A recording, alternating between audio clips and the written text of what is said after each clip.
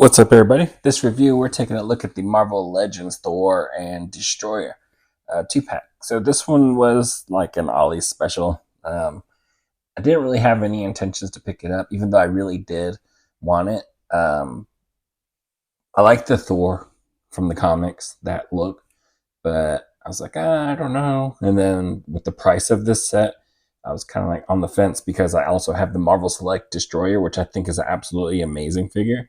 Um, a buddy of mine kept telling me to, pick it up, try it out, at least for the Destroyer. And I kept putting it off. And of course, these guys hit Ollies. So I did pick it up and decided to give it a shot. So yeah, it's a 2-pack. That's the front. You got the side. You got the back with their accessories. Doesn't look like they're coming with hardly anything at all. You get the other side, the front. And let's get them open and check them out. All right, so when you get them out of the packaging, they're in that weird little plastic wrap, and you get them out. Each accessory has their own little plastic bag wrappy things. So this is them outside of the packaging. For Thor, this is the I believe it's the Eric Masterson Thor, if I remember right. And here's his head sculpt here. You've got the one that's on him, of course, beard, long hair, face exposed. And then you also get this version where he has his helmet, the little part that goes over his face, over the eyes. So you get this nice, pretty decent hair sculpt with a little bit of a wash in there. Got the wings. Got the beard coming through. So not a terrible head sculpt. You get his hammer, which is awesome. You got that dark gray. You get the saying on there. Whosoever so hold this hammer. Like, really cool that they got that in there. I love that when they do that. Top part. Could have used a little bit of a wash on this part. The hammer piece looks nice. You get a closed fist for him. Just one. And that's it for his accessories. And then for Destroyer, you get on him, he comes with closed fists. And then he has this C fist for the right hand. And then a grabby hand for the left one, which is really cool. I like that. These are my choice of hands, I guess. Especially that little grab one. Like, that's pretty cool. Love that they came with that. So for Thor, we'll take a look at him. And he looks pretty nice. I like that sculpt. Nice head sculpt. The wings, the feathers on here look good on the helmet. Nice silver. Nice hair sculpt. Nice face sculpt. The cape looks good. It's folded up super high, kind of how he's been drawn. The body looks weird. Not terrible. So you got the arms molded in this color, everything like that. It looks like this was a molded in black, the entire body, and then painted the skin tone on top of it to try to match. And it just looks weird. And from this angle, you can see the black all the way around. Got the silver disc, gold belt, nice gold. The boots are weird, like come off as plasticky, if that makes sense, or toyish. Could have used something else in there, a wash or just a different feel, or maybe a different color. Yeah, that's pretty much it for him. You got a little texturing here on the shorts part of it. And again, that weird skin tone. From far back, I mean, it looks like they matched it pretty good, but when you really look at it, it doesn't look right. So for Thor's articulation, he can look down. Barely. I think there's a hinge on there. So there is a hinge, and he does look down, but his hair is kind of in the way, and it almost hides it. Going back, the hair is still a little flexible, but it does go up just a tiny bit. Not much tilt side to side. Of course, you get the diaphragm cut here, T-pose, upper bicep cut, double jointed pinned elbows. Doesn't bother me. He gets really nice range of motion in there. You get the peg and hinge for the hands. And a waist cut below the belt, which is pretty nice. I was expecting it to be above. Leg goes forward about that far. Upper thigh cut. Goes back to neutral. Double jointed pinned knees. Hinge and pivot for the ankle foot. And that is pretty much it for Thor's articulation. Don't think they're going to give us anything super crazy. But when you turn the head trying to do certain poses, you kind of gotta, I don't know, going left to right is pretty tough.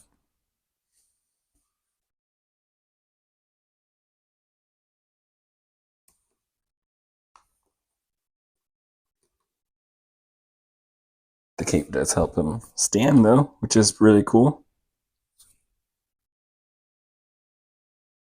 The only other thing left for this guy is head swap.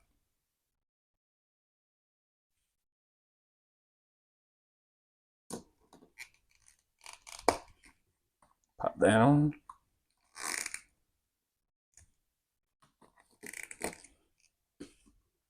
And I'm never going to use that other fist, the left fist. I'm always going to have him like reaching out. Maybe trying to grab somebody like he's going to hammer you in the face, that sort of thing. But yeah, that's it for him. So not the best articulation. He's got the points of articulation, just a little hard to accomplish it. Be nice to get him in a flying pose with his head like all the way back, but his hair kind of gets in the way. For comparison with the Thors, we have the Thor from the 2-pack, and then we have this is an anniversary Thor. I just can't remember which one it was, to be honest. But he is the one that I do use in my collection so far. And they got the similar style, the similar look, except for the anniversary one, of course, has the all black going all the way around. And his legs are really gummy. You can see down here, the boots are a little different for the looks. Armor versus the straps. But a lot of it is the very similar as far as look goes. I think the cape is very similar. It's just painted and shaded, which looks really cool, really nice. But yeah, this guy had gummy legs, like the knee joints. So, and let's see, hammer wise, his had just a little bit of wash in there. I don't know. He still looks really good to me. Yeah, that's it. Still stand almost similar, but he looks a lot bulkier, and I think it's part of it is just because of the head sculpt, all that hair, that sort of thing. So it makes him look just a little bit more imposing up there. But really, it's pretty much the exact same body, I believe, except for like the boots and the little crotch part. This one has the disc there. So yeah, that's it for these two. Now Destroyer looks pretty good. I do like it. It's just the part that my buddy was saying why I should get this set, and pretty much the main reason why I did get this set. I do like the Destroyer armor, but I was just curious to see how he was going to be done, because I love the select version like a lot, and I'm curious to see how they stack up with each other. But a nice silver plastic that was used, a little bit of the marble stuff in there. I like the marble paint or the marble swirls in there. I know some people hate that on their figures, but yeah, I think he's a really nice head sculpt.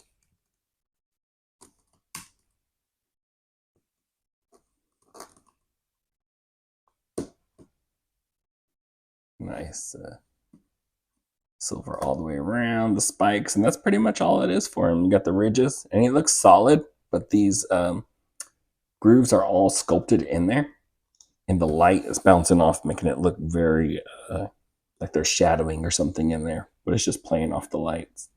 There is like a little bit of shading in there, but it almost comes off as the marbling plastic that's doing it also. But that's it for his looks. I mean, he's pretty simple look.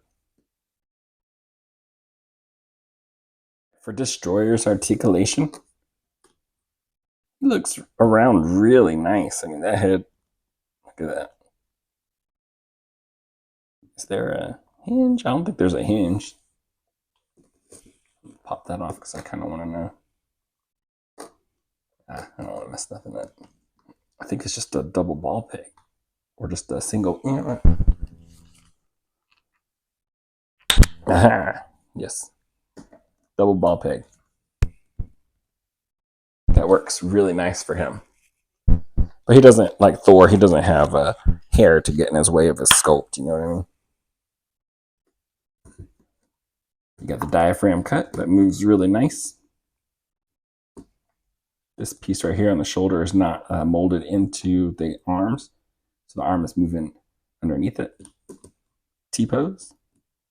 Single jointed elbow that does get less than 90. Does rotate and hinge there. Peg hinge for the hands, wrist. Again, that diaphragm. Leg goes forward about that far. Goes back. Upper thigh cut. Double jointed knees.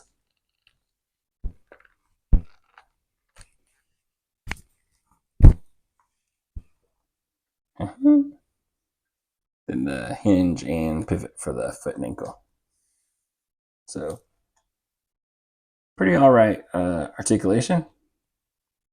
You can get him in some really cool fighting poses, which is really awesome. I think they want him to be like a giant, slow statue thing, but imagine him just going full on.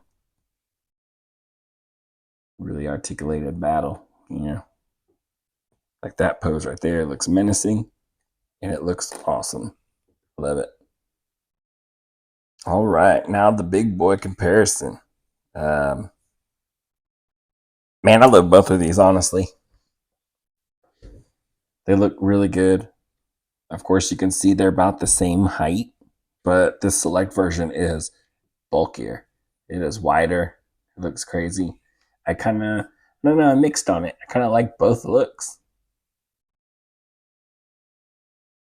That's a tough call. I don't know. What do y'all think?